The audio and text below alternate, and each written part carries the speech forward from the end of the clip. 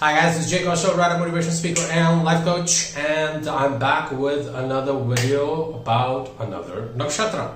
So for the uninitiated, this is a new series that we're doing. This is a series about the nakshatras, the 27 nakshatras in Vedic astrology and Vedic culture, not just astrology, because you'll find a lot of mention of these things across Vedic stories, and tales and scriptures everywhere. Okay, and what are nakshatras? Nakshatras are 27 stars in the sky, which are very important for us when we're tracing the movement of the moon in its orbit around the earth. Each nakshatra is connected to a deity. Each deity is connected to lots of literature that can be found in the Rig Veda and a lot of the other scriptures, which are allied to Vedic philosophy. For example, the Puranas, they're not one of the Vedas, but they're called the fifth Veda, the Puranas together. Okay, so that is why everything together, when we're talking about Sanskrit literature that has to do with Vedic texts, we call it as a whole Vedic philosophy. So why are these nakshatras relevant? Why am I making a video on them? Because on this channel we discuss everything that can help us with self-improvement, self-knowledge, self-mastery, self-awareness, and spiritual knowledge. And the knowledge of nakshatras can be very beneficial from that perspective. It can help you understand a person's energies, life purpose, challenges, lots of themes to a great extent. Okay, so let's begin. The nakshatra that we are talking about, the nakshatra that we're talking about today is the nakshatra of Pushya. Pushya means to nourish. This is a nakshatra which is ruled by the disciplinarian, the planet of hard work, the planet of discipline, Saturn. The deity of this nakshatra is Brihaspati, the guru of the gods. And so, as I said in the previous video on Punarvasu nakshatra, Jupiter nakshatras tend to be not so good from the perspective of marriage. And there's a backstory for that I'm going to share with you here. Well, you see, legend has it that Brihaspati used to be so occupied doing all of these homas and rituals for the devas, to give them new powers, grant them new protection, and siddhis and all sorts of things, that quite often, he would completely forget about his wife. His wife was very beautiful. I'm not really able to recall her name just this moment. If any of you remember, you can type that in the comments, or I'm going to write it in the comments as soon as I can remember. Anyways, so his wife felt quite neglected, and Brihaspati was always out of the house, always busy, researching new, mantra tantra techniques for the devas. And Chandra, or Soma, the god of the moon, the deva of the moon, he is by nature flirtatious, he is by nature romantic, and he got attracted towards the wife of Brihaspati. So happened that Soma, who was quite a flirtatious, quite a romantic sort of energy, he wooed Jupiter's wife, and they kind of eloped. And one day Brihaspati found out that, well, where the hell's my wife? And so when he got to know that his wife had run away with Soma, he got very angry. He demanded that he return his wife, but Soma said, I'm not going to do it because she probably doesn't want to return.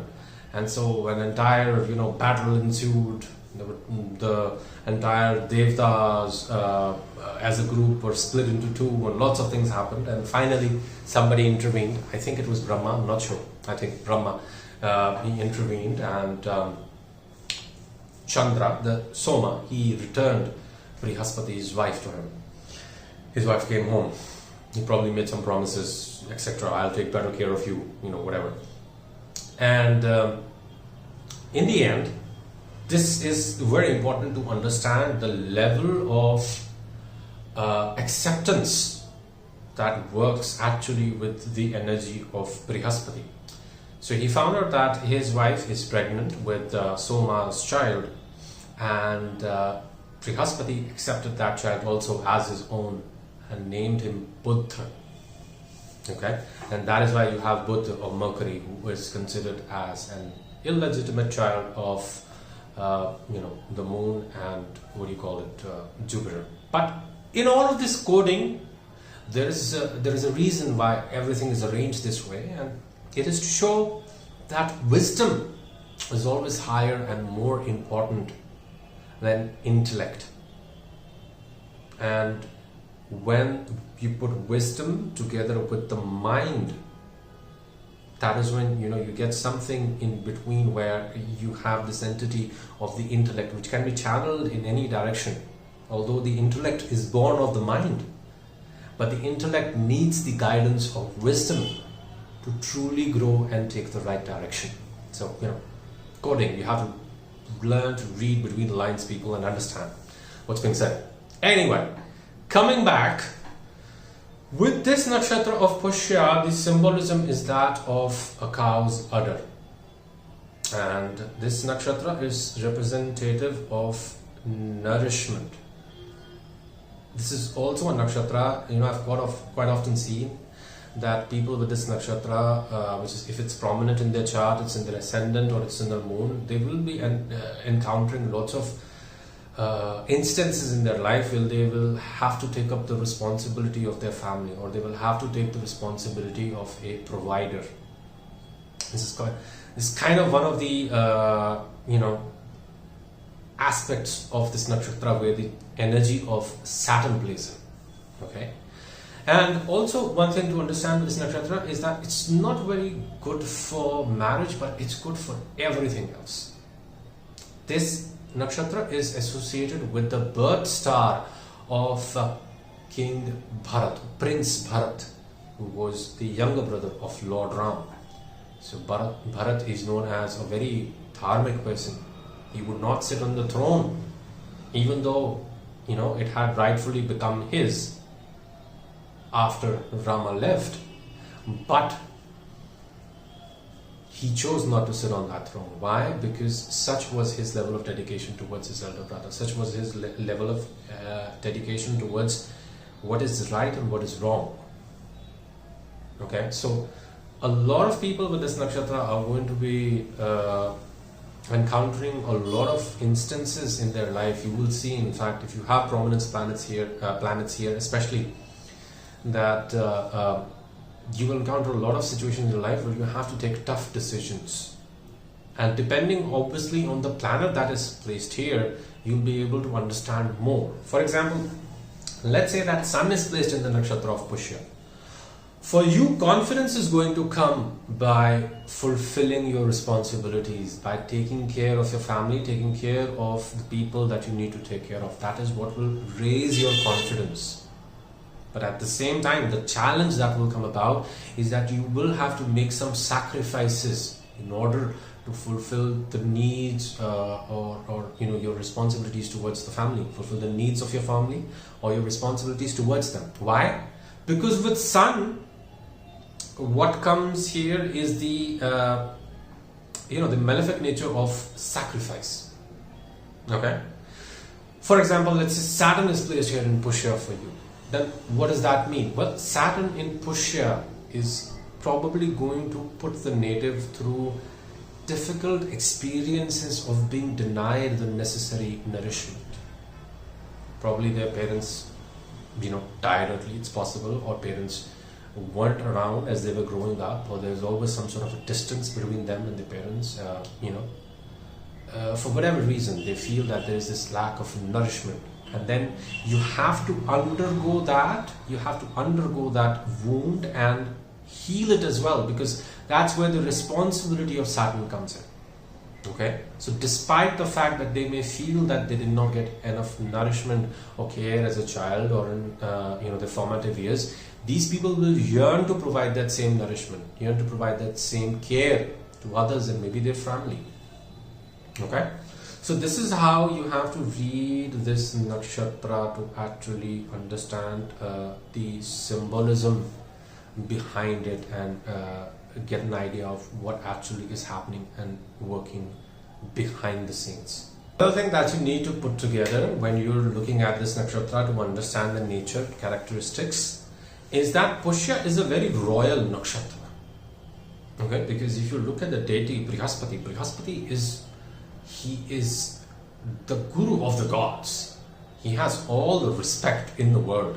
Even with Bharat, if you look at Bharat's story, Bharat did not become the king. He let that position go.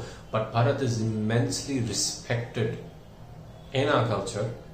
In Ramayana as a whole, Bharat is immensely respected for his strong values, for his discernment of what is the right thing to do, and sacrifice. Well, sacrifice is something that needed to be done at that point of time. That is something that he needed to do. But why did he need to do that? In order to maintain order in his family. Had Bharat accepted that, okay, now that Ram is gone, I just need to become king, so okay, let me become king. What can be done? Too bad, too sad. Had Bharat done that, do you think anything would have happened the way that it happened in Ramayana? No. The entire dharmic construct would have been, it would have collapsed. Okay?